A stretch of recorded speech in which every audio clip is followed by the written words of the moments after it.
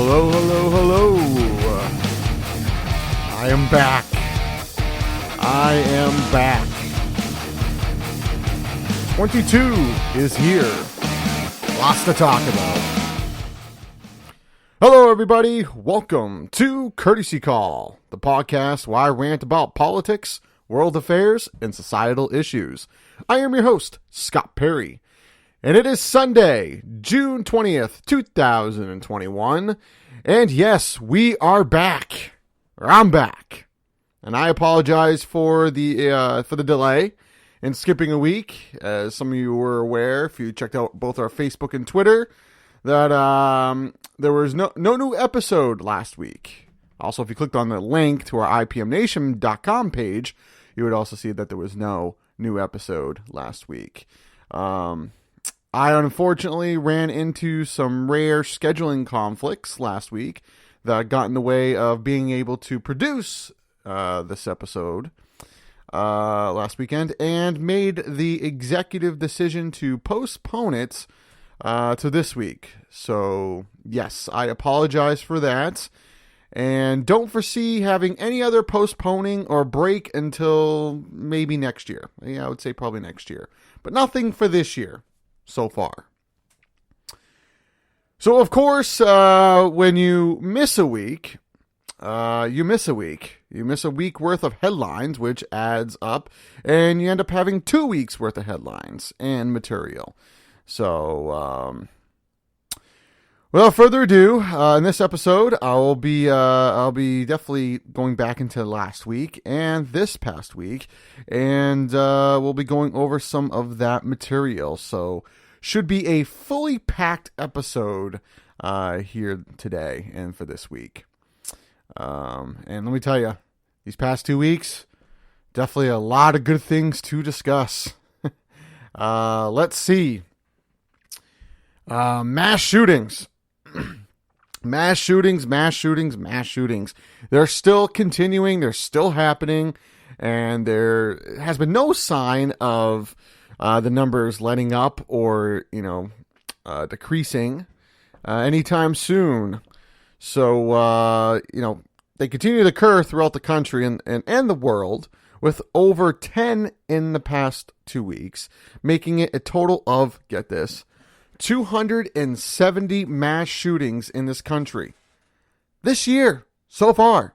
This isn't just totaled in the last 5 to 10 years. No, this is just this year so far.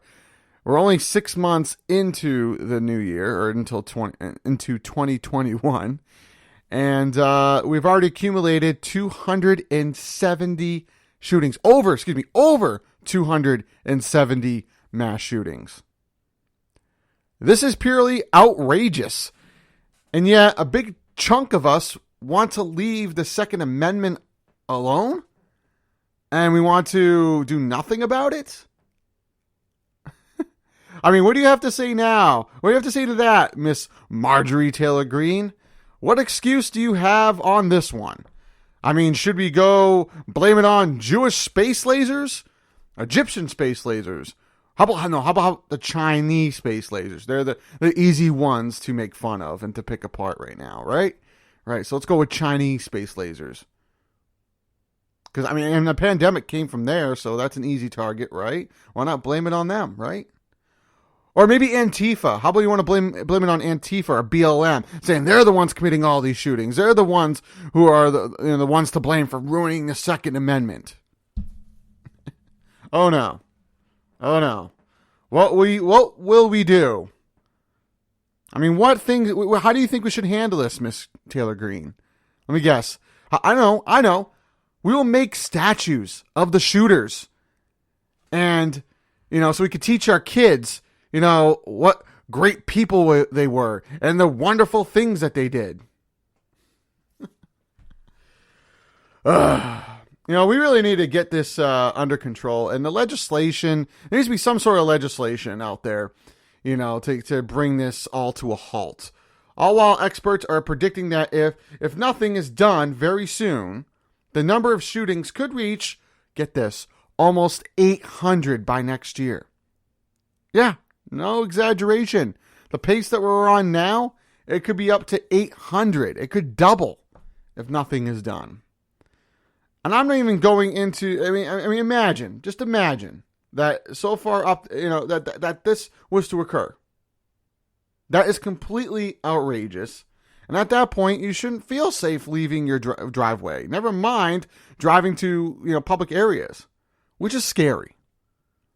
Let's get our heads out of our keisters and get this under control before it gets much, much worse than it already is.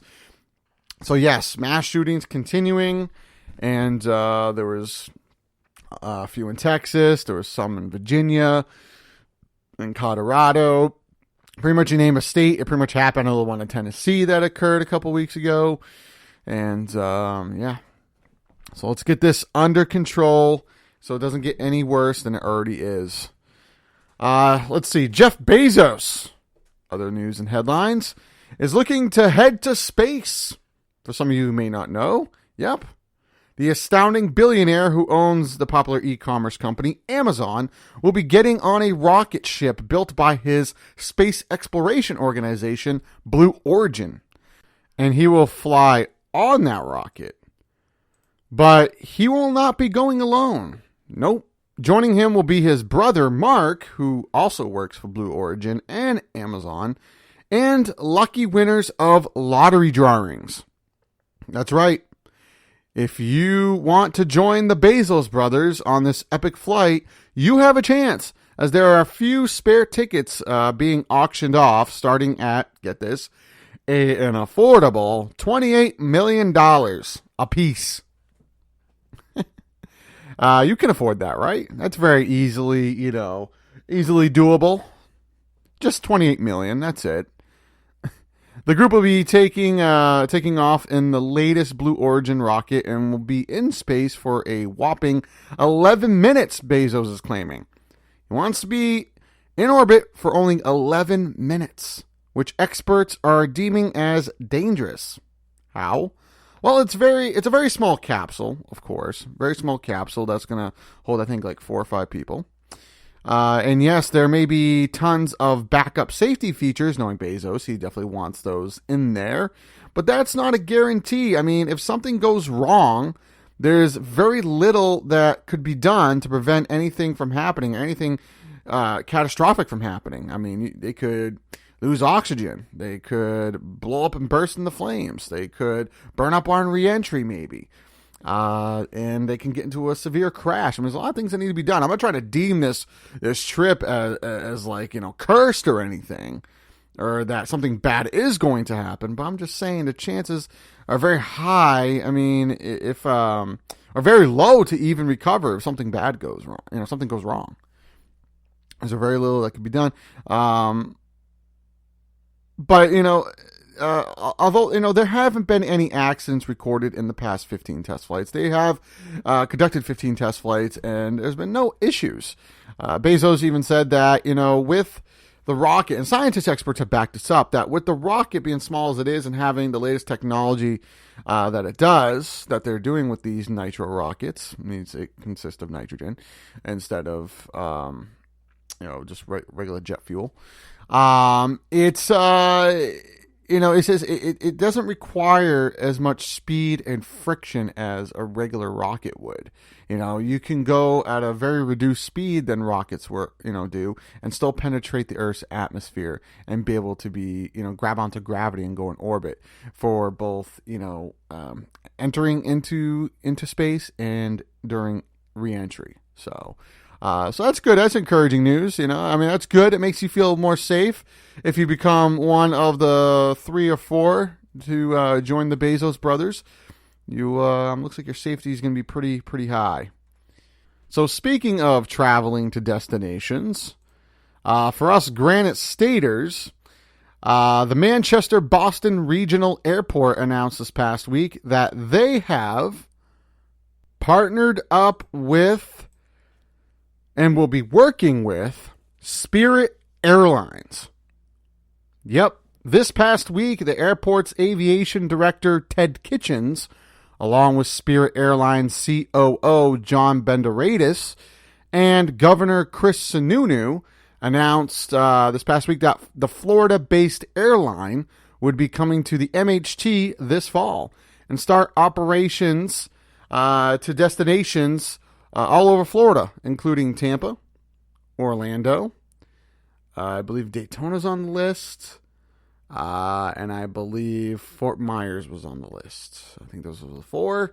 And, the one I noticed that was not on there was Miami, which is I'm a little upset because I'm looking to go to Miami soon, and it'll be nice to have a cheap flight down there. But anyway, so those are the destinations, primarily just to Florida, and would be starting operations as soon as this fall, which they'll start half the destinations in October, and then in November, they'll travel to all the destinations from MHT to the Sunshine State.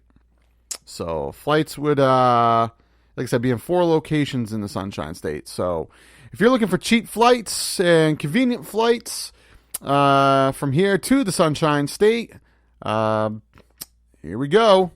You're going to be able to do that starting this fall with Spirit Airlines. I don't like Spirit Airlines just because I know some people have had experience with them, have given me references. I mean, trusted sources have given me reviews on their on how their flight has gone with Spirit, and said that, it didn't seem like it went pretty well. It seemed like they had a lot of issues, anywhere from lost baggage to the pilot, kind of not giving fair warning about turbulences and when to buckle your seat. Also, there was a lot of maintenance issues that would, pretty much delay flights 3 or 4 times. I mean, it was just a mess. So I also I'm very dedicated to United or Delta, primarily Delta, United, and American. Those are my flights, and I might be adventurous on my next trip. I might be a little adventurous and actually try out Southwest. So, because I've heard good things about Southwest. They're cheap, they're convenient, and they're very safe. But anyway, congratulations to Spirit Airlines and Manchester Boston Regional Airport. Yeah. All right, let's see what else in headlines. Oh, yes. Trump, oh, Mr. Trump. Of course, we would have to bring him up every now and then, right? I mean, you can't just leave him alone. He's always doing something ridiculous, right? And what has he done this time? Well, Trump has announced this past week that he will not be supporting Alaska's Republican Senator Lisa Murkowski in the 2022 election for the for GOP senators, and that he has a problem with a good chunk of the Republican senators and representatives for, get this, spreading lies. They're all spreading lies. I'm going to say apparently there are more fellow Republicans who are actually seeing the light and not buying into the malarkey that Trump has been hawking for quite some time now. And they won't stand for it. And now he's retaliating by now being not being by their side when they run for the re-election. I'm sure Senator Murkowski will be just fine without having a failed former president's support. This should be a great episode for all you listeners. Let's see. I will go into Governor Greg Abbott and his border wall funding ordeal. Updates on COVID-19 and vaccinations, as usual. The headhunt segment. And the 2 topics of my choice. But when we come back, I will talk about our wonderful President Biden's trip to Europe. Lots to come here on Courtesy Call. Come on down to the Hop Knot at 1000 Elm Street, Manchester's premier craft beer and gourmet pretzel bar. Tell us more, Trudy. We make our dough fresh every day. We make a variety of styles of pretzels and serve craft beer, cocktails, and a few bottles of wine. We do the traditional pretzel, and we have multiple flavors for that. We also do stuffed pretzels, pretzel sandwiches, free dessert pretzels, and pretzel knots. The Hop Knot in the Brady Sullivan Plaza at 1000 Elm Street. Oh, just one.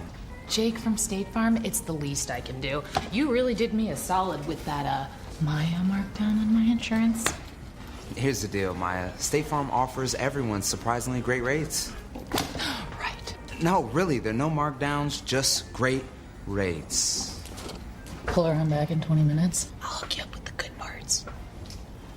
When you want the real deal, like a good neighbor, State Farm is there. Subarus are made for winter with symmetrical full-time all-wheel drive, so you can help your friend when they break down in the middle of nowhere. Kelley Blue Book's most trusted brand. That's a Subaru. Morning. Can I have a coffee, please? We can do better than that. How about an acorn spiced latte? No, thanks. What about a nitro charcoal brew with dry ice? Oh, no. The charcoal purifies the soul. Just a regular coffee is fine. Thank you. Okay, let's talk milks. We got okra milk, we have sloth milk, and then we have fresh unicorn milk. Only $12 extra. Isn't that right, Caliber? Whoa. I'll just do half and half. And my coffee? Okay, but first, Fomart.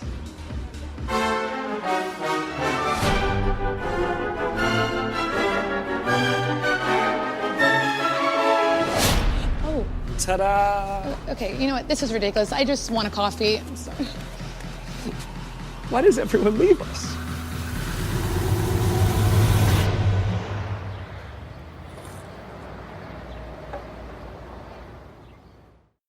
Right now, get free delivery on any order from the Popeyes app.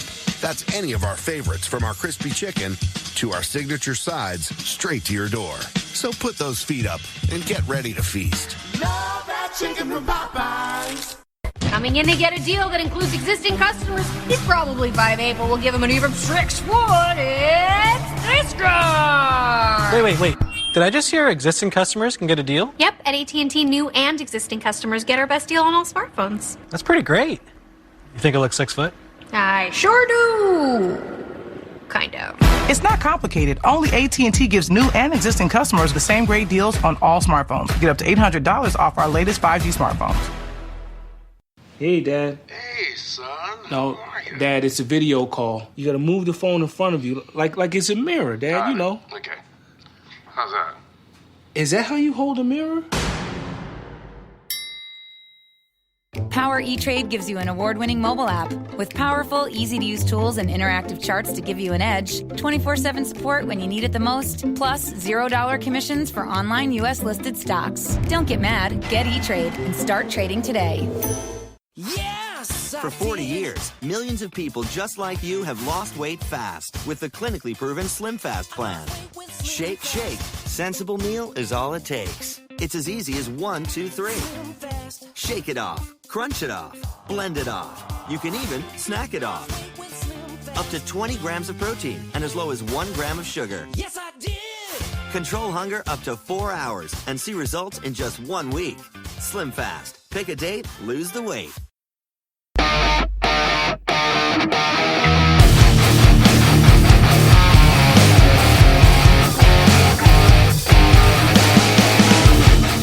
Welcome back, everyone, to Courtesy Call Podcast. For those who are just joining us, before the break, I went into, I apologized for skipping a week and explained why that was and why I had to, and said that I don't foresee, skipping another week until maybe next year. Definitely not in the near future.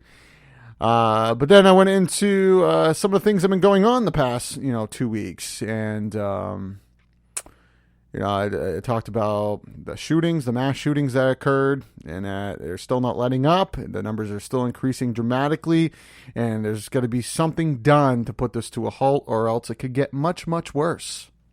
So, I also talked about Jeff Bezos, Amazon CEO Jeff Bezos, and his brother going to space on their Blue Origin rocket. I'm not sure when the date is or what the date is set for. I guess they're waiting until the auction is over.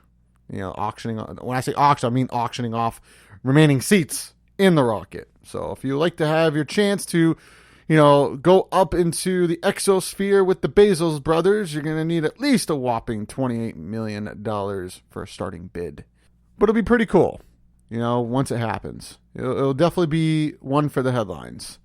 So be on the lookout for Bezos in space. I also said, speaking of traveling to destinations, for us Granite Staters, the Manchester-Boston Regional Airport had announced with Spirit Airlines COO Jem Benderidis, it's hard to pronounce that last name, and Governor Chris Sununu announced that Manchester-Boston Regional Airport will now be having Spirit Airlines. They'll be partnering up with the Florida-based airline and will start doing flights from here to the Sunshine State of Florida starting in October. So if you're looking to get out, head to Florida, catch some sun affordably and conveniently. It's not that far off. Get ready. You can do that starting this fall. So. And then I also went into talking about Trump. Of course, I want to talk about Trump. Trump is, as long as Trump is doing something stupid or saying something stupid, I'm probably going to cover it on this podcast, most likely. Which, given Trump's track record and knowing him, I'm pretty much going to have material almost every episode. Because this guy just does not quit. Ridiculous quotes, ridiculous actions, ridiculous behavior overall by the failed president. So he just doesn't know when to shut his mouth, and he can't accept facts. Nope, can't accept facts. And now he wants to cut ties with a lot of people who once backed him up because they no longer believe in his malarkey. They've actually, believe it or not, this is a shocker. There are some Republicans who are actually waking up from Trump's coma of lies and actually, pushing back. So, and Trump's retaliating to that. So I'm probably going to have material throughout every episode. I'll have something on Trump. So I can never stop talking about Trump. Anyway, if any of you have any questions or comments, feel free to hit us up on either our Facebook or Twitter page, which is facebook.com/courtesycallpodcast. Also, our Twitter, which is @courtesycall4u. That's the @ courtesy call, the number 4 in uppercase letter U. And just let us know or let me know what you think. I'll address any questions or comments on next week's episode if you were to post this upcoming week. So do that. I also hope all you listeners are enjoying your weekends. I hope you celebrated Juneteenth yesterday, effectively. The new national holiday that our wonderful president signed into law this past week. And many businesses had the day off. They took the day off. Or it was observed the day before, the 18th, last Friday. And I know a lot of companies who declared it a day to take off, or actually gave their employees pay days off, and which is very nice. What is Juneteenth all about? Before I get into the ridiculous Governor Abbott's funding of the wall, if you give me a moment, I will address those who may be confused about Juneteenth, what exactly Juneteenth is, and I'll give a little brief description. So now I'm looking on the Wall Street Journal. And the Wall Street Journal, trusted source of information, in my opinion. I haven't witnessed them steering any information wrong. They usually get it right. But according to the Wall Street Journal's website, it says that Juneteenth is an annual holiday observing the end of slavery in the United States, and marks the day, June 19th, 1865, when news of emancipation reached people in the deepest parts of the former Confederacy in Galveston, Texas. All right. So it's mostly celebrated in Texas, I take it. And it's the end of slavery, the official end of slavery. So that's definitely something to celebrate. Slavery was a terrible thing. It should never existed, but it did. And we ended it, and now we celebrate the end of it. So even though there's still some racism going on, we still are going to celebrate anything that ends racism and slavery. So that is Juneteenth. You know, a lot of people paraded the streets. A lot of people, you know, had parties, had celebrations. Hopefully fully vaccinated people had parties and celebrations celebrating the wonderful holiday. And there is even a flag that was created for the annual holiday. And it explains online what the flags mean. So it's quite neat. So check it out. Look it up on the web. The Juneteenth flag. So good stuff. So, all right. Going from something awesome, something we're celebrating, to something frowning upon. Yes, I'm talking about Governor Greg Abbott. Speaking of Texas, hello. Governor Greg Abbott had announced this past week, actually technically it was the week before, that he is going to fund border wall. Yes. He's going to fund the border wall. I know we're not talking about bordering Texas away from the rest of the United States, which that'll be kind of nice at this point. But no, he's talking about funding the wall between the U.S. and Mexico. And he had announced that Texas will be donating $250 million to build the wall, to continue it, to extend it. They're not going to state what piece of land it's going to be built on, how it's going to be built, how far it's going to go, or how high it's going to be. It's a house of cards. No specifications on what's exactly going to go on with this wall, other than it's going to border Texas and Mexico. And that's all he pretty much disclosed. But $250 million, and yeah. You gotta end those Mexicans from coming in the United States. Or wait a minute. Is it stopping your senators from going on vacation during a crisis? Of course, I'm talking about, you know, Ted Cruz. You know, this last winter, he decided to go to Cancun.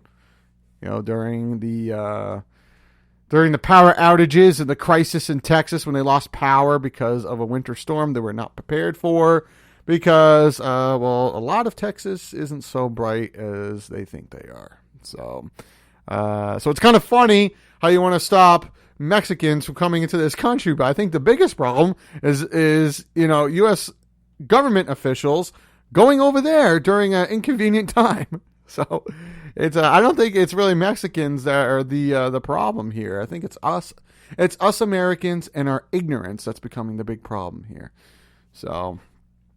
Good luck to your funding and your campaigning of the wall, and we'll see what comes of it. We'll see comes of it, Governor Greg Abbott. Of course, you know, Governor Abbott hasn't been the brightest individual. He's not exactly the most, you know, ideal-minded individual. He's a scumbag. He is. So yeah, good luck. All right, now going from a scumbag government official to a wonderful, successful, and hardworking president. Of course, I'm talking about our wonderful president, Joe Biden. Took a trip to Europe and had stopped at, I think he had 8 stops throughout Europe, or 8 places throughout Europe that he stopped at, and, you know, had meetings with prime ministers and dictators, and, you know, kind of was going over some issues and foreign affairs and such. One of those stops, of course, was in Switzerland to meet with prime minister or president of Switzerland. No, he was there to meet, as it was a mutual landmark for him to have a summit with the Prime Minister of Russia. Yes, we're talking about Putin. Rudy Putin. Vladimir Putin and our wonderful President Joe Biden had a summit this past week in Switzerland at a mutual landmark. And our wonderful president had this to say about it. I told President Putin my agenda is not against Russia or anyone else. It's for the American people. Fighting COVID-19, rebuilding our economy, reestablishing relationships around the world with our allies and friends, and protecting the American people. That's my responsibility as president. I also told him that no president of the United States could keep faith with the American people if they did not speak out to defend our democratic values, to stand up for the universal and fundamental freedoms that all men and women have, in our view. That's just part of the DNA of our country. Right. I told him that unlike other countries, including Russia, we're uniquely a product of an idea. You've heard me say this before again and again, but I'm going to keep saying it. What's that idea? We don't derive our rights from the government. We possess them because we're born, period. And we yield them to a government. And so the forum, I pointed out to him that that's why we're going to raise our concerns about cases like Alexei Navalny. I made it clear to President Putin that we'll continue to raise issues of fundamental human rights, because that's what we are. That's who we are. The idea is we hold these truths self-evident. Bravo. Bravo. Bravo. I mean, that's how you hold a summit, right? I mean, that's how you have a summit. That's how you represent our country, the United States of America. Strong and bold by our wonderful president. But wait. I thought you go soft and praise violating human rights and disgrace our country and bask in Putin's garbage. I thought that's what you do. I mean, according to the last guy, that's what you're supposed to do. I mean, that's what you displayed. Apparently, that's what you do as a leader. Faith with the American people, human rights, protecting the American people, protecting our freedom. Speak out against a corrupt foreign leader and defending our country's security, and propose peace and not war. Wow, sounds like a president to me. Go, Mr. Wonderful President Biden. Sounds like a wonderful leader, a well-accomplished leader. So, yeah, very happy with that. Very happy. It's complete night and day if you take the summit results from what the last guy did last year and, this year. And what he did, his first year as president versus our president now, what he has done. It's complete night and day. And this summit is one of the many, many proofs and, material that just shows that, President Biden is doing what's good for this country. So, the president was in Europe, I think, for about 2 weeks, right? Sounds about right. About a week and a half to 2 weeks. Wrapped up things rather quickly. Not one game of golf was played during the entire summit. And not one game of golf was played while he was in Europe. Not one. I don't think any activity except for just bunch of meetings to defend our country, to talk about foreign policies, foreign affairs, and work out international affairs with between us and other countries out there. So, doing exactly what our president is supposed to do. And couldn't be any happier. So continue the good work, President Biden. I know I at least stand by your side. And millions of us do too. So, all right. It is time for me to give you the latest updates on COVID-19 and the vaccinations. I'm going to give you the total number of cases worldwide throughout the United States and here in the Granite State. Followed by the number of people who've been vaccinated here in the United States. These numbers have been pulled from yesterday, June 19th, 2021, Juneteenth, and are as follows. So the total number of cases here in the United States are 33,497,177 total cases. Was sadly and very unfortunate, 601,183 deaths. Very sad and unfortunate numbers. Worldwide, You're looking at 177,897,048 total number of cases worldwide, with sadly and very unfortunate 3,853,121 deaths. Very sad and very unfortunate. Here in the Granite State, you're looking at a total number of 99,254 total cases, with sadly and very unfortunate 1,367 deaths. So that's an increase of, I believe it was 20 or 30 from last week. So, again, the number of cases are going to go up naturally as people mingle and hang out and participate in social gatherings as restrictions are lifted. People will, mingle around and walk around and do social events and social activities, which that naturally will increase the number of cases. The thing you have to look at, though, is how many of these people are vaccinated or have been fully vaccinated. Because those who have been fully vaccinated really have nothing to worry about if they were to contract the virus, as they would experience moderate to low symptoms at the very most.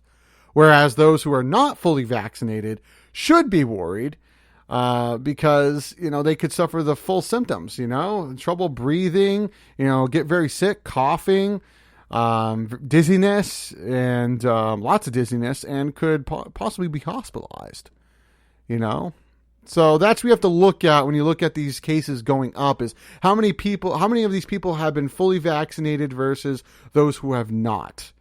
And again, if you're fully vaccinated, go out and mingle, have fun, enjoy social events and social activities. If you're not fully vaccinated, you probably should be taking health precautions. Still wear a mask, wash your hands, sanitize your hands, and probably not join in social gatherings. I mean, if you do, keep it very minimal, because if you contract the virus, it could be, like I said, it could be very bad. You can suffer some very harsh symptoms that could lead you, to be hospitalized. The answer is to get yourself vaccinated, fully vaccinated, get the vaccine so you can be protected if you were to contract the virus, and help, decrease the spread in a way, but help make sure that this virus has nowhere to go. Also, if you have been fully vaccinated, but you're around people who have not been fully vaccinated, keep your distance still social distance, and wear a mask, as you still can transmit it. You get it, you still can transmit it, even though you've been fully vaccinated. And keep in mind that, that there are people out there who have not been fully vaccinated. So be mindful of that. So let's transition this to the vaccinations portion of the segment, to the vaccinations. Now, as of, I would say today, actually yesterday, Juneteenth, June 19th, 2021, the number of doses given, total number of doses given here in the United States, is 316,048,776 total vaccines that have been administered, with 148,459,003 people who have been fully vaccinated here in the United States, giving it 45%, being 45% of the U.S. population. So the numbers have gone up of number of people who have been fully vaccinated. Worldwide, there have been 2,496,809,053 total doses administered, with 748,099,346 people who have been fully vaccinated throughout the world, giving it 9.6% of the world's population who have been fully vaccinated. Here in the Granite State, here in the state of New Hampshire, you're looking at a total of 1,700,000 617,847 total doses given, total doses administered, with a total number of 739,161 people who have been fully vaccinated here in New Hampshire. Excuse me, not United States, New Hampshire. Which gives it 54.4% of the state's population who have been fully vaccinated. So, congratulations. Good job for those who have been fully vaxxed. I encourage those who have not been fully vaxxed to get fully vaxxed. You're looking at, 316 million total doses given, but only 148 million have been fully vaccinated. So you still got, and millions and millions of people out there who have not received their second dose. I encourage those who have received at least their first dose. It would make sense to get your second dose, because it's going to be useless if you don't get your second dose. Your first dose will be useless if you don't get the second. They come in pairs. Unless you get the Johnson & Johnson, which I think Johnson & Johnson's still the one shot.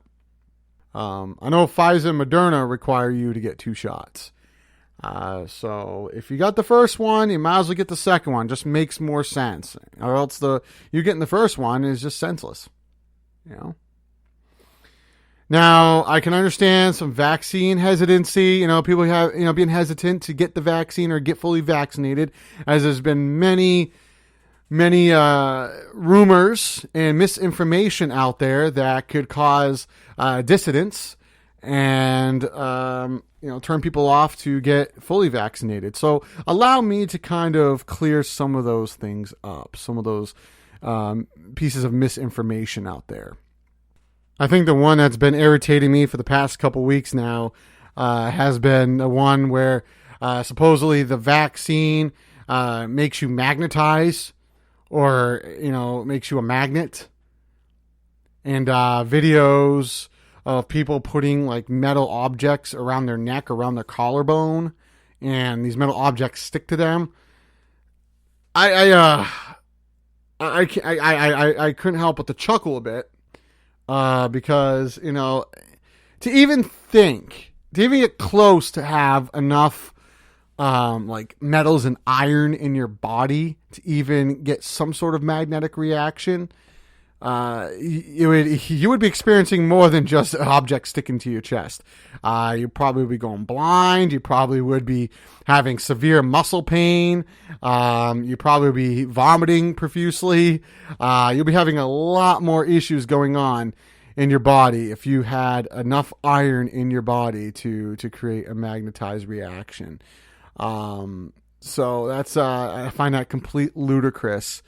And there's so much things you just don't know with that. I mean, these people could have some sort of surgery done in the past that could cause this to happen. Or, if your body is oily, if you have oily skin, objects it's not just metal, it's any object can stick to your chest pretty easily, within the correct amount of weight. So it's, you have to think about that. And you also have to think about, the amount of vaccine that's going into you is it's a teaspoon. It's a teaspoon amount of liquid that gets, injected into you. You would need something like 3 to 5 times the amount to have that happen. And, to have metal particles and other particles in there to be centralized in one area. And like I said, it's always the chest. It's never the leg. It's never the arm. Or it's not like the stomach or anything. It's the chest. So it's kind of weird and ironic that it's all in that spot. So I mean, there's definitely some fishiness and inconsistencies with that.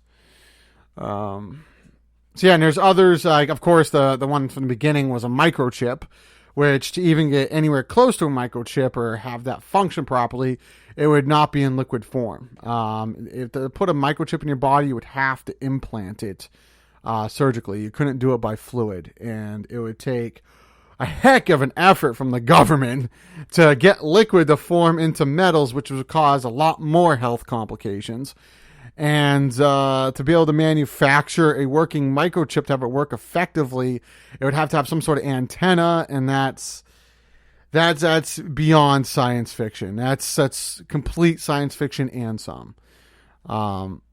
So I think it's nothing but conspiracy theories with that.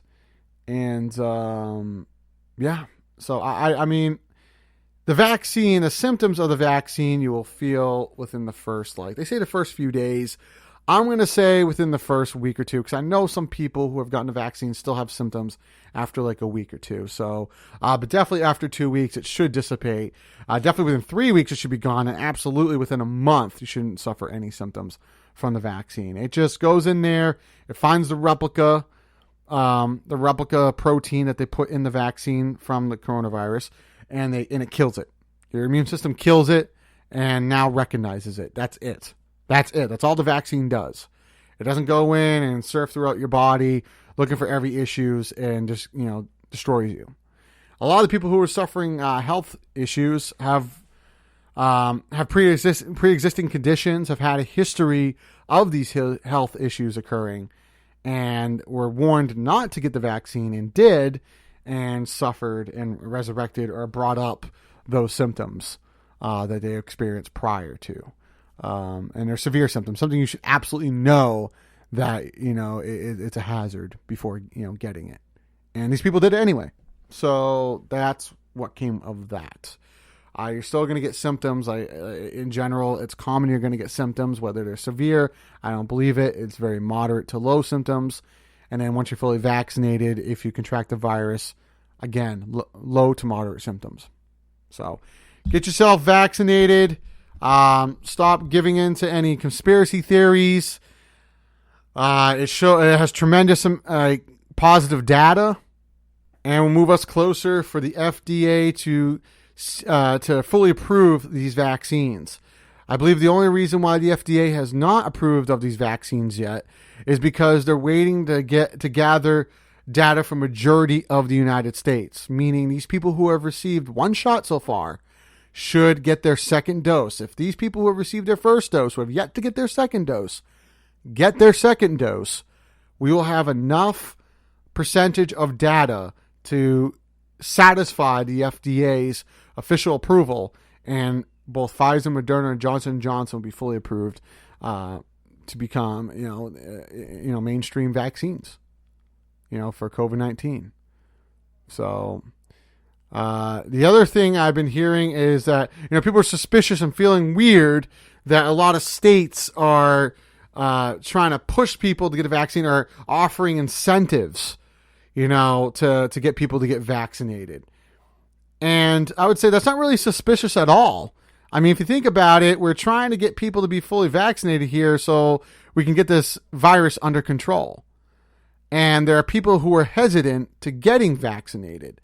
So, incentives, I would say, is an appropriate tool, appropriate step to kind of push people to get vaccinated more. It's nothing to do with, to fall into the evil trap or to fall into any sort of, hazard. No, it's just to get people to get vaccinated so, we can get that accurate data, because apparently stating that the vaccine is safe and, is, the right thing to do is not enough information to get people to, be apt to get vaccinated. So do it. Do it. Pfizer, Moderna, Johnson & Johnson. And, then we'll be able to fully lift all restrictions soon. All right. Well, we're going to take another quick commercial break. When we come back, it'll be the Headhunt segment, as well as 2 topics of my choice. Still more to come here on Courtesy Call. Come on down to the Hop Knot at 1000 Elm Street, Manchester's premier craft beer and gourmet pretzel bar. Tell us more, Trudy. We make our dough fresh every day. We make a variety of styles of pretzels and serve craft beer, cocktails, and a few bottles of wine. We do the traditional pretzel, and we have multiple flavors for that. We also do stuffed pretzels, pretzel sandwiches, 3 dessert pretzels, and pretzel knots. The Hop Knot in the Brady Sullivan Plaza at 1000 Elm Street. Building a better bank starts with looking at something old and saying, really? So Capital One is building something completely new. Capital One Cafes. Inviting places with people here to help you, not sell you. And savings and checking accounts with no fees or minimums, because that's how it should be. You can open one from right here or anywhere in 5 minutes. Seriously, 5 minutes. This is banking reimagined. What's in your wallet? Oh my, with Chase Freedom Unlimited, I earn all this cash back? Oh, I gotta tell everyone. Hey Rita, you can earn 3% on dining, including takeout. Bon appetit. Hey Kim, you earn 5% on travel purchased through Chase. Way ahead of you. Hey Neil, you can earn 3% at drugstores. Buddy, I'm right here. Why are you yelling? Because that's what I do. You're always earning with 5% cash back on travel purchased through Chase. 3% at drugstores, 3% on dining, including takeout, and 1.5% on everything else you buy. Chase, make more of what's yours. Every morning, I thought I had to make a choice. Do I use a toothpaste that whitens my teeth or one that's good for my teeth? Now I don't have to choose. My dentist told me about Crest Whitening Therapy, so I tried it. From Crest 3D White comes Whitening Therapy. It's our best whitening technology. Plus, it has a fortifying formula to protect your enamel. Now I get a whiter smile and healthy teeth all in one. The 3D White collection from Crest. Healthy, beautiful smiles for life. Tasha, did you know Geico could save you hundreds on car insurance and a whole lot more? So what are you waiting for? Hip-hop group tag team to help you plan dessert? French vanilla, rocky road, chocolate, peanut butter cookie dough. Scoop this, scoop this, scoop this, scoop this, scoop shakalaka, shakalaka, shakalaka, shaka, scoop shakalaka, shakalaka, shakalaka. Geico. Switch today and see all the ways you could save. Right now, get free delivery on any order from the Popeyes app.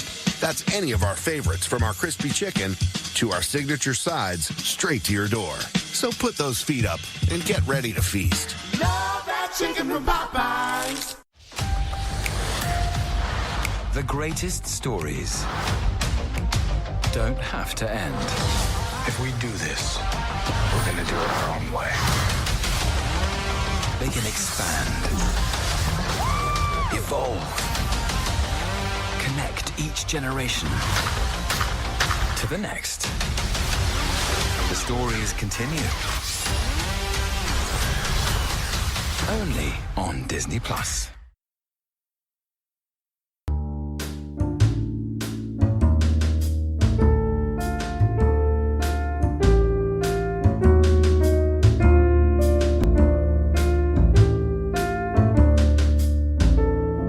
Welcome back to Courtesy Call Podcast. For those who are just joining us, before the break, I talked about our wonderful president's journey in Europe these past 2 weeks. I also talked about Greg Abbott and his ridiculous funding of the border wall that he wants to continue and extend, and shared my thoughts about that. And then I gave out the latest updates on COVID-19 and the vaccinations, and told people that they should get their second shot. For those who've gotten their first, you need to get your second, because they are a pair of two. It would make no sense to just get one and not get the second, considering that, like I said, it comes in pairs. And in order to become fully vaccinated, you need to have two, at least with Pfizer and Moderna, I believe. If you have any questions or comments about anything on this episode or previous episodes, feel free to reach out on both our Facebook and Twitter pages, which our Facebook is facebook.com/courtesycallpodcast. And our Twitter is @courtesycall4u. That's the @ courtesy call, the number 4, and uppercase letter U.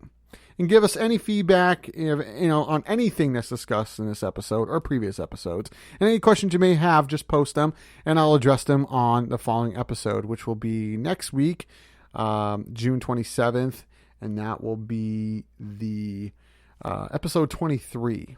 So, do it up.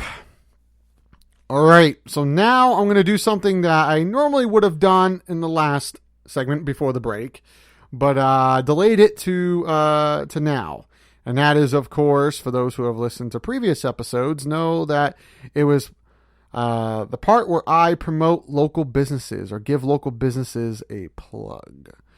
So, I am going to do that. So, without further ado, let's give those businesses a plug. Moe's Italian Subs, making the original since 1959 with locations all over the Granite State, including one in Dover, one in Portsmouth, and one here in Concord, New Hampshire. D-Designs, for those looking to get great artwork done for either their website or business logo, feel free to contact Danielle Festa-Keefe at dgraphicsnh.com. That's dgraphicsnh.com. Danielle Festa-Keefe is not only a very talented graphic art designer, she also is a wonderful painter. And you can check out some of her artwork in the comfort of your own home without risking your safety and going out in public. That's right, Danielle Festa-Keefe has her VR art gallery on both her Facebook and her website. Both links are provided, I believe, on both sources.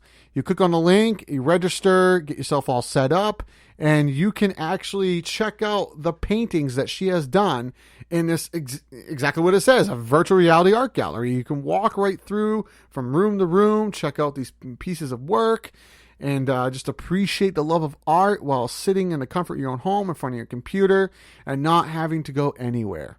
So contact Danielle Festa-Keefe, Facebook, and I believe D-Graphics website, the D-Graphics website. Yeah, D-Designs. And you can go on there and check it out and enjoy. So, Crawl Space Audio.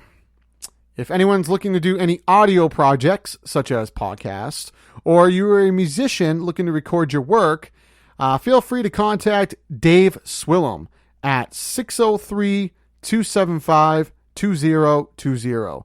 That is 603-275-2020. The Cake Ferry Bakery, located at 110 Old Londonderry Turnpike Road in Hooksett, New Hampshire.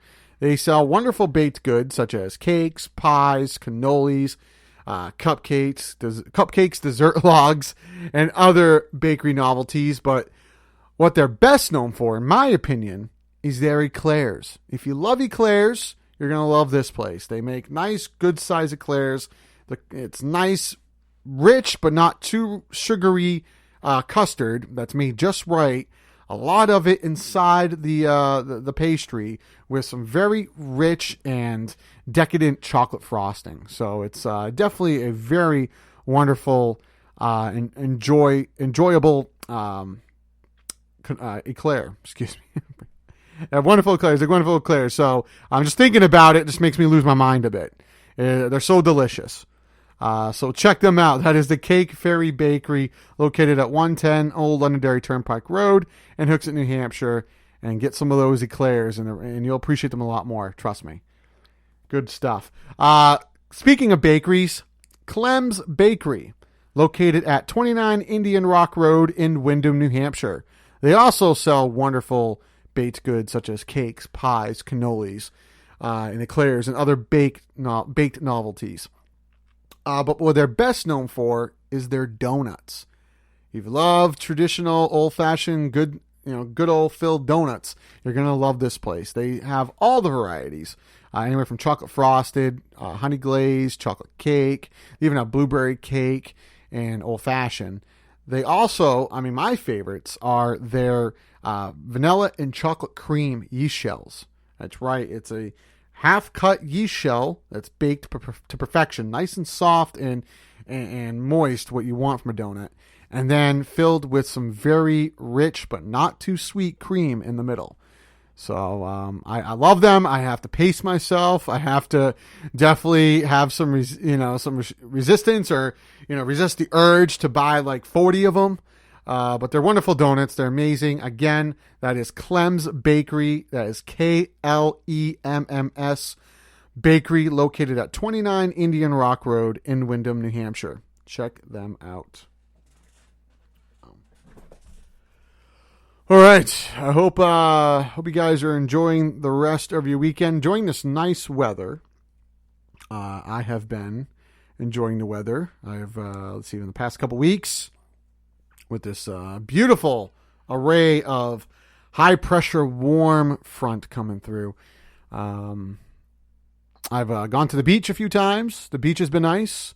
Nice to see beaches packed again. Nice to see people mingling around, and being hopefully they're fully vaccinated. I'm assuming they're fully vaccinated. If they're not, they're, like I said earlier, they should be worried. But no, it was good to see beaches packed again, to see some normality. Went to some restaurants, and they're opening pretty much to full capacity, and open up normal operations as if they were before the pandemic. Went to a couple sporting events, went to a couple ball games with some friends. Enjoyed a New Hampshire Fisher Cats game here in Manchester. For those who do not know who the Fisher Cats are, for those who follow baseball, there are AA affiliates of the Toronto Blue Jays, our local AA pro baseball team. That's very entertaining. I checked them out both here in Manchester and last weekend in Portland, Maine. Went to go see them play the Sea Dogs in Portland. And that was a fun time. So I'll look to do that again and go to more sporting events. I know I'm going to try to go to more ball games, definitely more hockey events once the hockey season resumes, or once the new season starts this October. That'll be fantastic. I'll be on the road a lot with that. So things definitely looking up. Things are definitely looking up, and I hope you guys are enjoying all the amenities out there. I know that coming up is Independence Day. And Independence Day, if you have any Independence Day plans, plan them ahead. They will fill up pretty quick as restrictions are being lifted. People are more apt to go out and do more fun things, which people are going to slam a bunch of recreational areas and a lot of all these activities like mini golf. They're going to be filled up pretty quick. Driving ranges, ballparks, beaches. So make sure you plan ahead and stay safe as well. I know my plans are to go to usually some of my folks' house, or my lady. She has an uncle and some cousins who invite us over every year, and we have a pool party and backyard games, a cookout, and just have some good social quality time. And then we go check out some fireworks, although I think this year we might go on a cruise, a small lake cruise. So we'll see. But yeah, I know that that's in the plans. Also, campsites or campgrounds are going to be filling up as well. I know my folks and I will be doing some camping trips actually next weekend. After episode 23, I'll be taking off first to run my 10K road race for the Capital Area Race Series. But I'll also immediately, almost after finishing and after doing a cool down run, I'll be taking off to Vermont to camp with some folks up in Waterbury at a campground called Little River, and be enjoying that for a few days. Had to plan ahead, and I think if anyone's looking to do some camping, you should plan ahead as well. Definitely book your site like probably 2 months in advance, I would say. You might be able to get away with a month in advance, but I think it'd be extra safe to do it within 2 months, since they're filling up pretty quick, and a lot of campgrounds are not allowing people to book less than 60 days out. So yeah, definitely keep a heads up on that and such. And I know that we are going to do camping up in Vermont, and also 2 weeks after that we'll be camping up in Arcadia National Park in Maine. So fun times lie ahead. All right, so now let's get into the headhunt segment. For those who have not listened to previous episodes, who do not know what the headhunt segment is, this is part of the episode where I go on to some trusted sources and look up some articles from other sources and see what people have commented or questioned. If I feel like the comment was lacking some information or education, I shed some light and look to educate that individual. And if it's a question I feel like has not been answered, I will answer it to the best of my ability if that source has failed to answer those questions. So yeah. So without further ado, Usually I do 3 of these. My first one is off from CNN's Facebook page, the popular news network, the national news network known as CNN. They're one of the sources I go to, as I find them to be very accurate and truthful. So,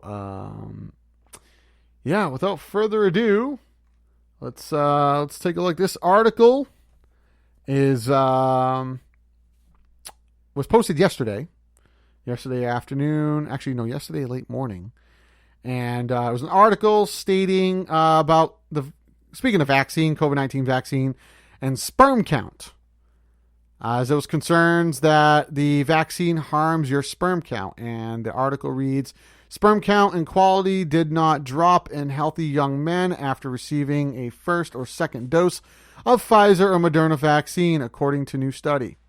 Sperm count not harmed by COVID-19 vaccine, study says. And a woman by the name of Christine, I don't state last names due to confidentiality, but Christine commented, and people be wondering why some others don't want to get the shot. There's no clear way to know what side effects may or may not happen.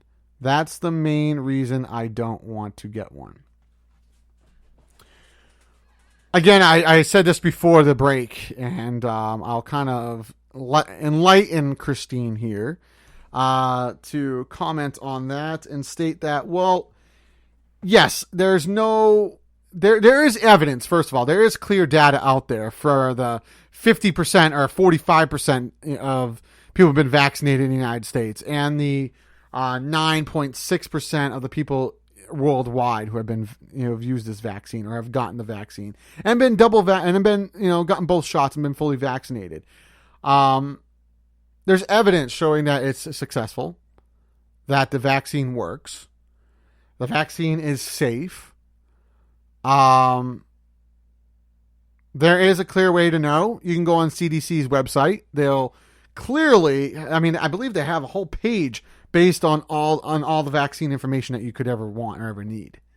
And it clarifies, it tells you everything the vaccine's made up of, what the purpose of these ingredients are, what they will do to your body, how it operates, how it works, everything. So there is a clear way to know how it works. And the side effects, there is a large data of side effects, and there's a list of them. It's headaches, fevers, dizziness, you might get some bowel issues, and stomach cramps, the basics that you would get from most vaccines. It has been labeled, according to doctors and experts, as the safest vaccine, both Pfizer, Moderna, and Johnson & Johnson, mainly Pfizer and Moderna because they haven't had any major malfunctions, but known as the safest vaccine to ever be administered. It was the quickest, but it has been the safest. And there was no cutting corners. And so I would say that comment is very inaccurate. There is a clear way of knowing what side effects you'll get. And it's been clear that there's no deficiencies in sperm count amongst young men. And I think not getting a shot or getting a vaccine at all is not smart. It's either you can get some side effects here and there and be pretty much 99.9% safe, from the virus, or you don't get vaccinated and you risk a chance of getting severely ill and going to the hospital. So, choice is yours, Christine. All right, and we are going to go on to another source, which is MSNBC. And this one is this is an article that MSNBC, which is also a major news network, that posted on their Facebook page late yesterday morning. And it was about Stacy Abrams on voting rights. And she commented, when my name is attached, they have visions of Georgia and the change in the election outcomes. The reality is we're not guaranteed victory every cycle, but we should all be guaranteed access and guaranteed opportunity. which I agree with that 110%. Fair voting rights. Be fair with the voting rights or any rights. You should be fair and give people the opportunity to exercise their rights. And there's a comment here underneath that by a gentleman by the name of Dan, who commented underneath this and said Oceania is at war with Eurasia. They always have been at war with Eurasia. The idea that corrupt America instills in people, the Democrats are always in a struggle against the Republicans. They have always been struggling against the Republicans. Corporate America needs you to divide so the attention isn't drawn to them. However, through lobbyists, they'll run our government. I agree that sometimes the way government operations work, or the way the government activity works, you mostly will have people on one side and other people on the other. And when things are evenly divided, though, and people are fighting back and forth, you're going to get, the country's going to go in kind of an imbalanced way. I mean, there are always going to be some struggles. One party's going to struggle over the other. It's not always Democrats struggling over Republicans or Republicans struggling over Democrats. It teeter-totters. And sometimes it's very even down the middle. I think that it could be a possibility that there's some parts of government that are trying to corrupt the country. Yeah, that's been like that for years and years. I believe in, some Illuminati. I believe in, that there's corruption within the government. Absolutely. There's been evidence of it for decades and decades. But, I don't think that the Democrats are looking to corrupt America. I think they're looking to put America back together and have people be mindful of each other and be caring for each other. But you call that socialism. You'll say that's socialism. For one person to care about another person's well-being and to take care of someone when they're down on their luck or they need help, you call that socialism. But when someone refuses you help or refuses you attention, you call it being a fascist. I don't get it. I don't get where some of you people are actually drawing the line here. I don't get what direction you're looking to take here. I think that things that make sense don't make sense to you. I think that as long as it's against your corrupt agenda, I think you're willing to feed into it. I think that you'll continue to, keep feeding problems within our country. I think mostly it's the Republican Party that can't get stuff figured out. If you look at the data, look at the stats here, the Democratic Party has agreed on almost everything. There's been one or two bills that have had disagreements with, but they've resolved it within a short period of time. Meanwhile, there's only two bills or two, affairs that the Republican Party is still fighting about today and still corrupt over that can't get their ducks in a row. So when I look at the situation here, it looks like Republicans are having more of an issue than the Democrats. So it's the Republicans that need to fix themselves over the Democrats. So you can blame it and say it's Democrats all you want. I'm gonna say it's the GOP. The GOP is, if you look at some of the maneuvers and some of the drama that's been going on within the government, it's always the GOP. It's been the GOP as of late for the longest time. The GOP is going against each other. So I kind of disagree with that comment there, Dan. So, but thank you for that comment. So, our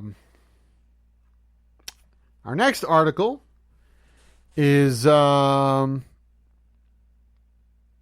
to be is on WMUR News 9's Facebook page. For those who do not know who WMUR News 9 is, for those who live here in the Granite State and the state of New Hampshire, it's our major source of news, our local major source of news.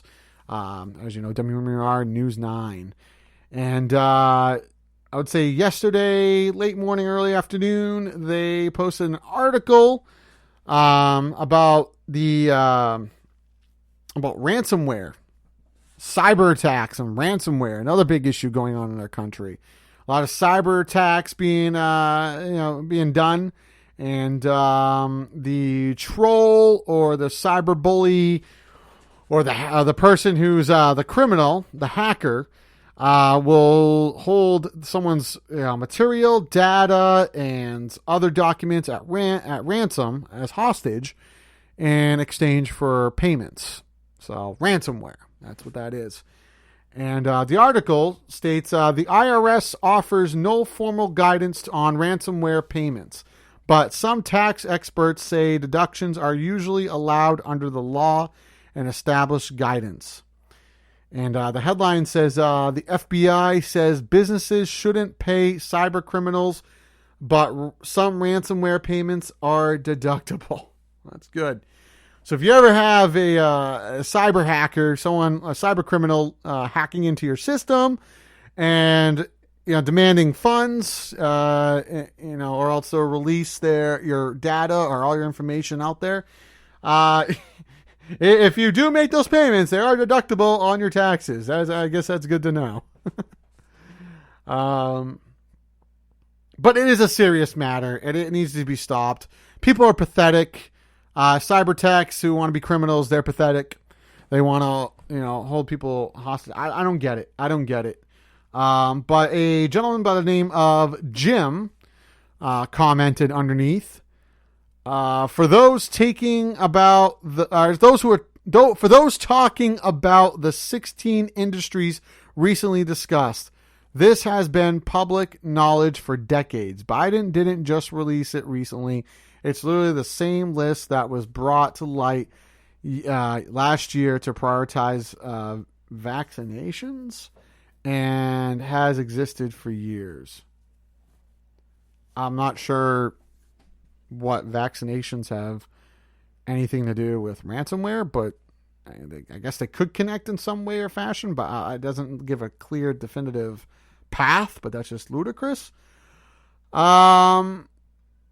So, yes, okay, ransomware, cyber attacks been happening for a while, ever since the invention of the internet. There's been cyber attacks everywhere. There's companies that sell cybersecurity everywhere for that reason, and to big corporations and companies.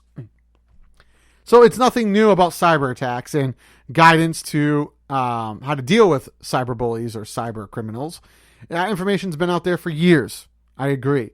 But, as cyber attacks keep happening in a major way, not just some companies here and there suffering from them, when it's a large abundance of companies, getting a large amount of cyber attacks, then it becomes a major issue. And that's when you have to redistribute the list and the guidance on how to deal with cyber criminals. So it gets redistributed, not that they're trying to go on and on and on. They're just trying to remind people and remind companies that this is how you deal with cyber bullies. Now, yes, you can push them off to the side, ignore them. Don't give them any money. Don't pay cyber criminals. I know some people who have dealt with cyber criminals. I actually met someone who had experienced a cyber attack I think it was a few years ago. And they didn't pay the ransom. They didn't pay the ransom at all. And the person just went away.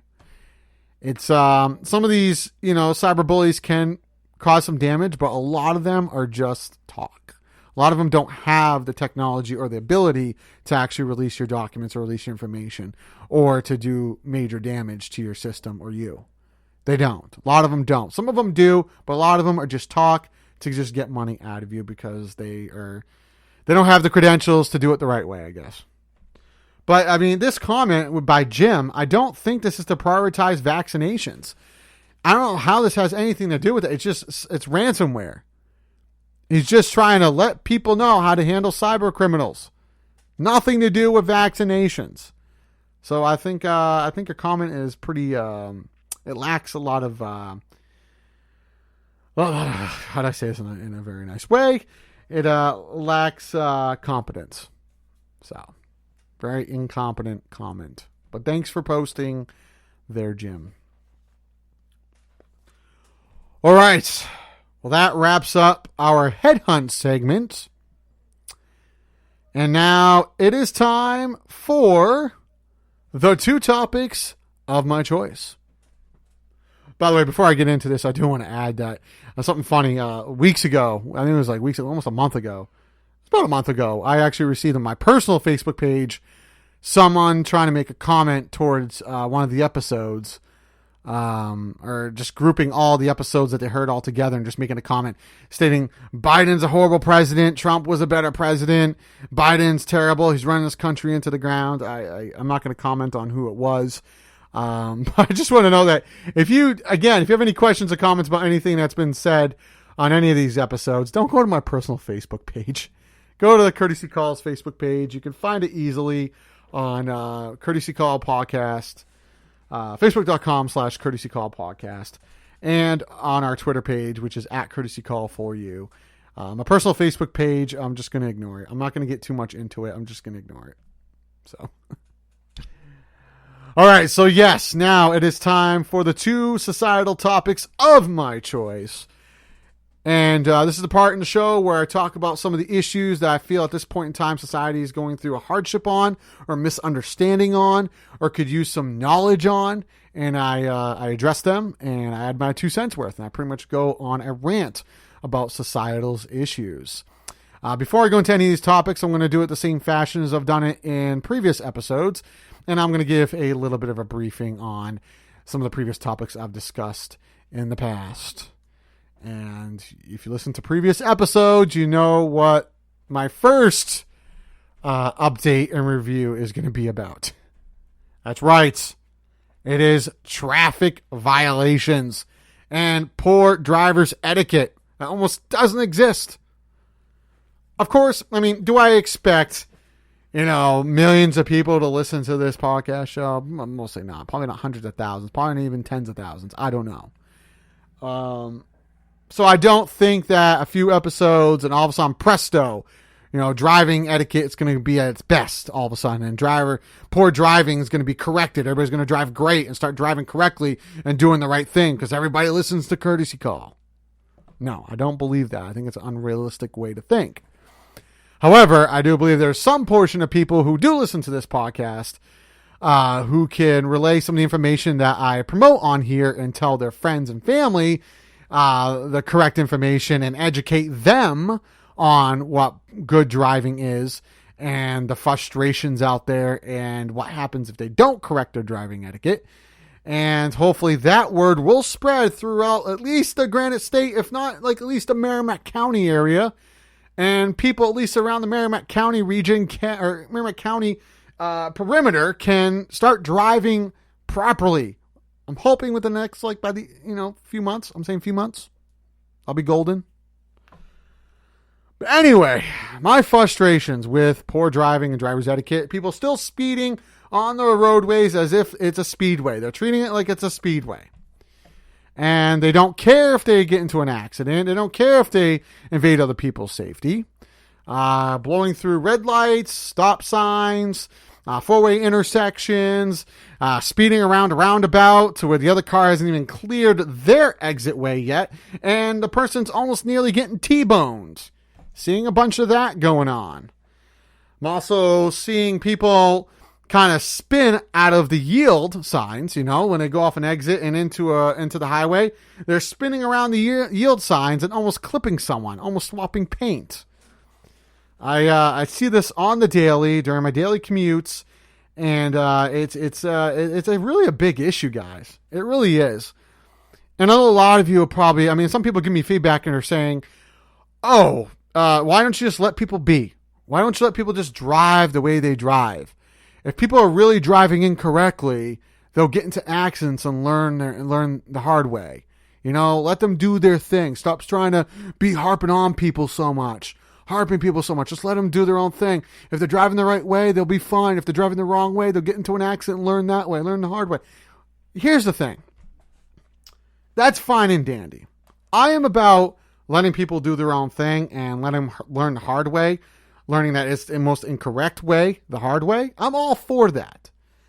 However, the reason why I don't want to do that with driving, with people having very piss poor driving and having poor driver's etiquette, is because I drive on the road.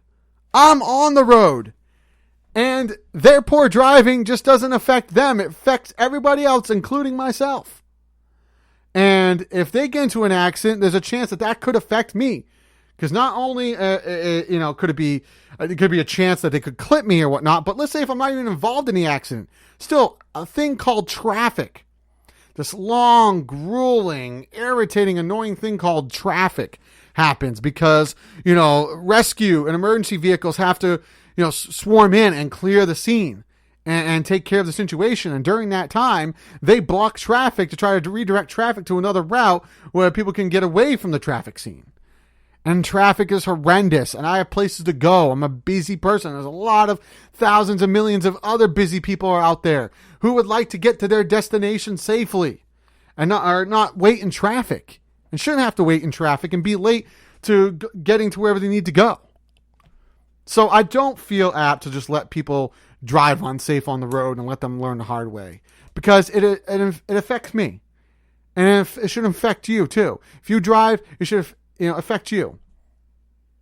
And, you should be annoyed. You should be yelling at these poor drivers. You should be yelling at them. They say, oh, I've been doing this for years and I haven't gotten to an accident yet.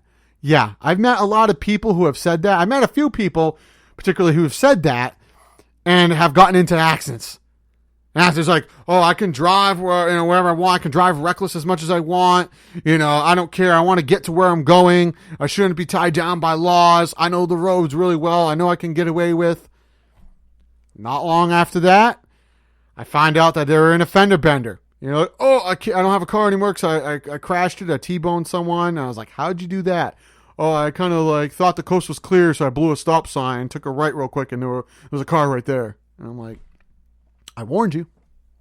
You didn't want to listen, but you listened the hard way. And I mean, you learned the hard way. Excuse me. You learned the hard way. And you paid the price. But here's the thing. Also, other people suffered from the repercussions of your nonsense, because I'm pretty sure you held up traffic. People were late for work, late to getting to where they need to go. See, this is why we have to be mindful and not ignorant and stupid. Because you say, I've been doing this for a long time. It's only a matter of time that you blow past a stop sign, a stoplight, and you get yourself into a big accident and you don't care. Well, you're going to feel the repercussions. I mean, that I don't care attitude, we wiped off your personality real quick. Just keep driving poorly. All right. So there's my rant on reviews. Oh, yeah, parenting. Parenting's another thing I like to gripe about. It's like the first two topics of the show. If you listen to the debut episode, it's the two topics there. It's the two topics of my choice, the very first ones. And it's the big ones, too. That's why. Parenting's terrible. I think they're linked. I think bad driving and poor parenting are linked. Because you have parents that don't teach their kids how to drive, or don't, pressure their kids to learn how to drive correctly. They're very laid back to the point where they don't force any rules while their children's learning to drive. They don't teach them the correct way. They don't have no guidelines or any guidance to where that child just does whatever he or she feels like they need to do. And then they grow, and when they get into their adult years and they get into that, all they have to do is pay $50 and get their license, and then they try to pass in their test. Some of them will barely pass, but then start getting worse from that point and not learn from these because of poor parenting. Because parents don't want to parent anymore because it's too much work. It's too stressful. They've already been through a lot. Their mind's too relaxed. They don't believe in discipline. They don't want to deal with the work. Well, you don't deal with the work, your child's going to be doomed to fail. And I'm sorry, but you're the one that's going to be looked at. The child's the one to blame, but the parents have something to do with it. The parents, even if the child's well into their adult years, the parents are still going to be looked at. But then when you get older, though, I would say, as you get older, the child is no longer a child, it's an adult. That adult takes more of the responsibility the older they get, because they should know better as years go by. But the younger they are, it leans more towards the parents. That's just reality. That's just how it is. You don't like it, become a good parent. Plain and simple. All right, now to the topic for this week, the first of the two topics for this episode. This one, I like it. I like this one. I think this one is pretty popular, and it's been talked about recently for the past 2 or 3 weeks. I've been hearing a lot about it and people addressing it. And I was like, okay, I got to put this on this episode. I have to address it on the episode. And this first of the 2 topics of my choice, the first one is the difference between being intelligent and book smart. It's a big one. Absolutely a big one. And like I said, it seems like this topic has been pretty popular with society as of late. And so I said I felt like it needed to be discussed and talked about on this episode. Even though I have known about the differences about these two for well over a decade and a half. But to some people, it seems like a new discovery. So here we go. Anybody can open up a book, read it, and then regurgitate it to everybody else, whether it's in a form of a paper, of a research paper, or an essay, or if it's just addressing a bunch of people, a crowd, whether you're at a party, at a seminar, at a conference, whatever. Anybody can do that. Read something in a book and then regurgitate it to someone else. Now, the point of I would not want people to think that, you have to read little snippets. No, you can read the whole thing of what's in the book and still not be deemed as intelligent. Some people might be confused of this and they might ask why. Well, because there is a difference between book smart and intelligence. It's putting the material you read in the book and applying it to an event or to a situation or to something going on and putting 2 and 2 together to come up with your own conclusion, your own research, your own determination. That is called being intelligent. Using your head and you putting 2 and 2 together, essentially. That's how scientists come up with facts. That's how researchers come up with data. That's how people come up with the factual layouts and concrete details today. That's how people who are deemed as intelligent and smart and very well educated are looked at and praised and idolized and thanked and applaud. Is because they are intelligent. They didn't rely on just a book to gain their knowledge. They also did their research and put 2 and 2 together. A book is not always the answer. It's not the only thing to get the answers and be or to get knowledge from, and to be to gather your credibility. For instance, I don't need a book on how to get out of the road if a car's coming towards me. That's right. Books are not the only thing you should be reading. Like I said, I don't need a book to get to know how to get out of the road if a car's coming at me. I don't need a book to tell me not to touch a burner if it's hot. I don't need a book that tells me not to touch fire if it's blazing or to get out of a dangerous storm. That's just common sense, but it's also part of your intelligence. So a lot of people confuse book smart with intelligence. But here's the thing. I know a lot of people who have bachelor's, master's, and PhDs who can be real idiots, to put it plain and simple. I know some people who have all these degrees in the medical field or the law, but certain common sense and common sense factors they lack. And that shouldn't be the case. If you are a doctor, okay, or you're a lawyer, a doctor, whatever, a scientist of any sort, and you're relying on just books for your knowledge, and that's all you're doing, is just reading books, but you're not using intelligence, you're going to make a lot of mistakes, and you're going to get a lot of things wrong, and you're not going to do your job sufficiently. It's sad to see some doctors out there that only read books and that's it. You should be reading books. You should be using your head, using common sense, using your instincts, what what makes sense. And, some of this also has a little small ingredient, a little bit of ingredient to connect it to. And that is street smarts. I think a lot of people need to incorporate some level of street smarts. I don't think it needs to be a lot. Just enough to connect the two between book smart and intelligence. and to know what's going on. I know when I was in school, when I was in college, I read a lot of textbooks. I know a lot of classes want you to read a lot of textbooks. But I would apply this knowledge during my homework and just by choice because I wanted to actually gather the material and use the material to its effectiveness. I read this material and I applied it to real life situations. Like I was a business student, by the way. For those who don't remember from previous episodes or didn't listen to previous episodes, yes, I went to school for business. And, you know, you kind of learn, one of the crucial classes, the classes you can't get around, and when you're a business student, is the finance part. Of course, that is business. It's a huge part of it. So I did accounting, took accounting 1 and 2, and managerial. And when you learn this material in school, you know, I kind of applied it to my own budgeting system at home and to the companies that I worked for, kind of did mock budgets with them to make sense on how things balance and, you know, to look at the financial story of the company. And, you know, applying it got me to realize that there's more to accounting than what the books state. And it's going to take applying and intelligence and putting 2 and 2 together to actually do a book sufficiently. Because not everything is cut, you know, black and white. It's not cookie cuttered. You know, there's some things that change. You have to learn to adjust with the changes. You know, just like in the medical field, you know, there's new viruses that come out. Like the doctors are learning now. You need to adjust to. You need to be able to be ready.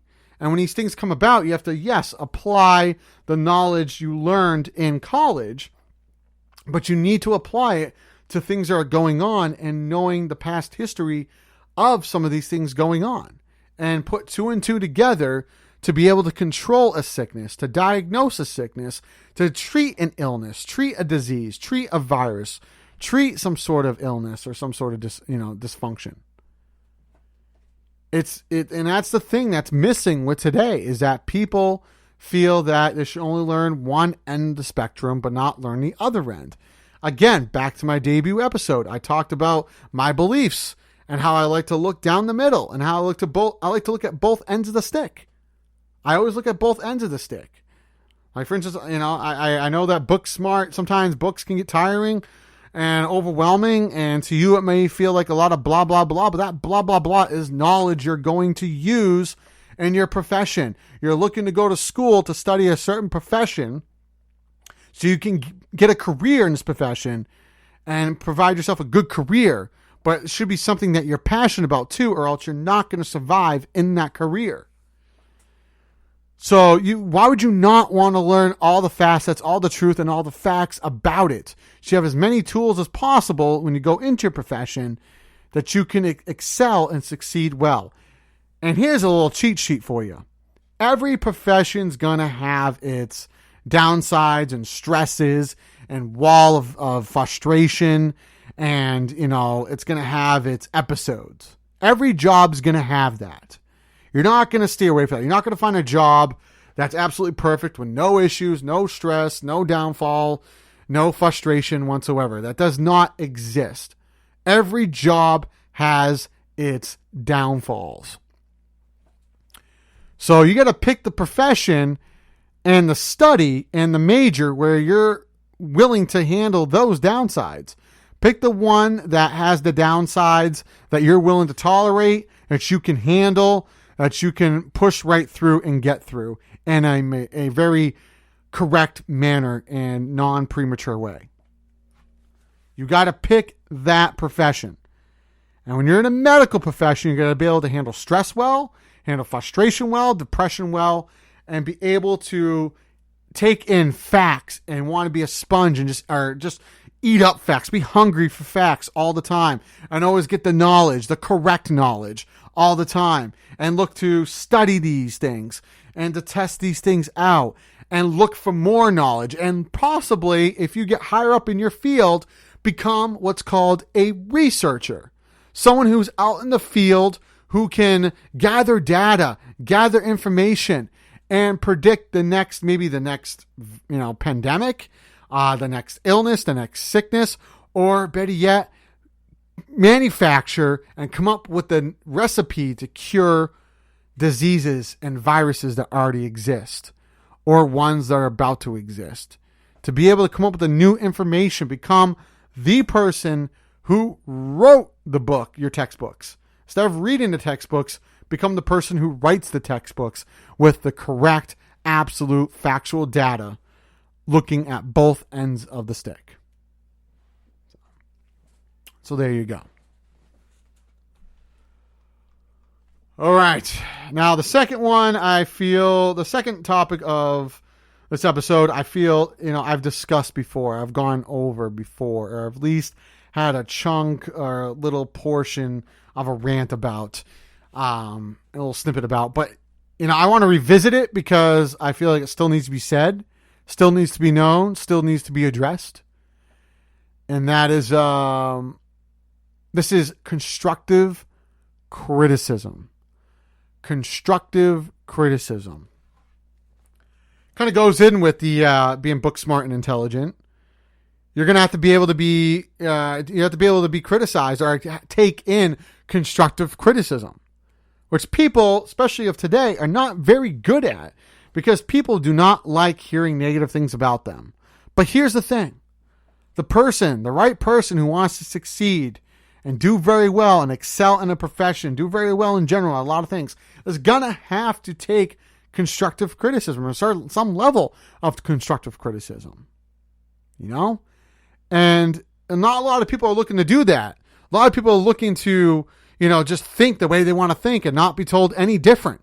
They want to go about the ways that they think is the correct way and not be, told, oh, this is the wrong way to go. Maybe you should do this. Maybe you should do that. Maybe you should rethink this, rethink that. They don't want to hear any of that because people can't handle, criticism in general. And that's why a lot of mistakes are happening because here's the fact. Here's the facts. On the inside looking out, it's very hard to see the whole picture than when you're on the outside looking in. It's hard to see the whole picture. It's hard to gather every negative thing about yourself and to see what everyone else sees sometimes. And sometimes it takes someone else or a group of people to just be like, hey, look, we notice, I don't know if you noticed this, but we notice that this is what you're doing. This is what you've been doing. This is what's happened. And we think it's the incorrect way to be. We feel that maybe you should do this instead of doing this and not do this and do this instead, and whatnot and yada, yada. But people don't want to hear that. People don't like that. But it's the only way really sometimes to gather your negatives and your weaknesses. I've always said the best way to become better and to really grow and to do well at things really is to lay your gray areas out on the table and edit them and correct them and look to correct them. Because, it's, as you go on continuing to do the wrong thing in life and not doing the right thing and looking to get better, you're going to continue doing negative things. You're going to continue to, not do the right thing, continue to make big mistakes and having it cost not only you, some opportunities, but other people opportunities are not only affect you in a negative way, but affect other people who have a lot of stakeholders involved. If you know what stakeholders are, they're going to get involved and they're going to be affected. They'll be affected. Or it could be infected depending on the situation. But, it's a very ignorant way to be, to not wanting to take in constructive criticism. Now, on the other end of the stick, do people like to criticize people? Yes. Do people feel the need to criticize people? Yes. And don't confuse people who are trying to give you constructive criticism as people who are looking just to criticize you, just because they want to make fun of you and feel better about themselves. Don't confuse the two. Because there are people out there who are looking to criticize you because they want to feel better about themselves because they are jealous that you're doing so well and things are working out for you and you got a handle on things, or they don't have anything going on in their lives, or they're not successful or have much going on or success is happening or whatnot. So they want to bring you down and criticize you to bring you down. There are people out there like that. But please do not confuse those people with people who are actually trying to do good, who are actually giving you constructive criticism because they want you to do better. They want you to help out the world. They want you to be correct and do the right thing and not, do something that's going to affect everybody else or hurt you or hurt everyone else. So constructive criticism is a very vital thing, a very important thing to take in my opinion. I always say the moment that we can take in constructive criticism and be told facts and not get butthurt about it is the moment that we can continue to move forward and progress in society, and we can continue to do the right thing. Again, if people can just take constructive criticism and take in facts without being butthurt, it'll be the day, it'll be the time that we can move forward and make progress into society in this country and to do very well. Until then, we're continuing to have premature decisions, very ignorant decisions, a lot of ignorance flying around, saying you can't tell me this, you can't tell me that. We're going to have an argument. So you want to say, how do we go about this? Because I don't like being criticized, but I wouldn't mind getting, some factual information here and there. But I don't want to be criticized. So how do I deal with this? What's the correct way to deal with this? I would say this. I would say the best way to approach it is to listen to listen to any source of criticism possible. That's right. Listen to anybody's feedback. If anybody wants to criticize you, listen to it. Now, I want you to be honest with yourself and give an honest self-evaluation on what you feel makes sense, what doesn't make sense. I want you to filter their criticism. Okay, I want you to be like, okay, is this them just trying to harm or create harm or to insult me? Or is this them trying to be productive or constructive and trying to help me do things better? So yes, listen to it all and then filter it that way. And if there's things that you feel maybe they're incorrect on when they criticize you and they don't know what they're talking about, do this. Find someone you absolutely trust, their word. Someone that isn't going to tell you what you want to hear all the time, isn't going to back you up and defend you just because, they want to be on your good side. Someone that actually will give it to you straight. Someone that you trust that will give it to you straight either way if you're doing terrible or you're doing well. Find that person. Ask them to observe you and observe your actions and to give you a clear take on how you're doing things and if you are doing things this way and if you could correct and do things better. And if that person gives you, no, I just think that that's incorrect, then okay, maybe you can think the person's just criticizing you to criticize you. But if the answer from that person is, yes, I do see it too, you do appear to do this, and it looks like you do this, and you have done this, I'm not taking sides, I'm just being honest, then maybe you should consider, maybe these people are giving me constructive criticism. And maybe I should change. And maybe that's something that we could do better. Always take in any feedback that you can get. Filter through it. Handle it intelligently, honestly, factually. And if you feel there's any doubt, look up trusted resources, not bogus resources. Don't deny it. Don't doubt it. Just go back to your research and look up the facts that can depict whether that person's accurate or inaccurate. But all in all, we should welcome criticism, constructive criticism. It helps us grow. It helps us get better. And if we just can remove from being so sensitive, I understand we have a lot going on in our lives. We have a lot of issues happening, with our personal lives, but things are only going to get worse if we continue to head down the wrong road and make large mistakes that are going to not only, affect us, but affect other people. And I understand everybody makes mistakes. We all make mistakes. Yes, we do. But we shouldn't use that as an excuse to continue to make more mistakes or not learn from our previous mistakes. The least mistakes you make, the less mistakes you make, the better and more successful you will be. So you can make it close to none. Or, I know it's going to be impossible to be perfect, but if you just strive for it, at least strive for perfection, I feel you're going to get great results. There's a lot of proof in the pudding. There's a lot of facts backing it up.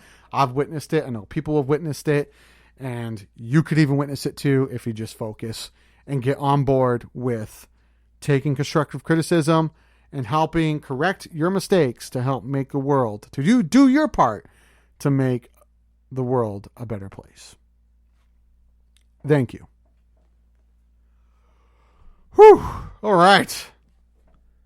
Well, it is time. It is that time. We have reached the end of the episode. Finally.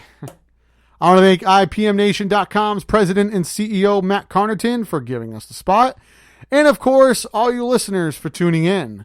Be sure to tune in to episode 23, as I will discuss more about what our wonderful President Biden, has been up to. More issues going on within the GOP. More developments maybe on Bezos or other scientific technological developments. And, of course, more updates on COVID-19 and the vaccinations, as well as a headhunt segment and 2 more topics of my choice. That'll be episode 23, which will be available for download on IPMNation.com. Next Sunday, June 27th at 10 a.m. And, look forward to that. Also, feel free to check out Matt Carnerton's Matt Carnerton Unleashed, weekdays at 4 p.m. on 95.3 WMNH and here on IPMNation.com. All right, on behalf of Courtesy Call Podcast, I am your host, Scott Perry. Be kind, be mindful, and do your part. Thank you. Enjoy your week. Bye-bye.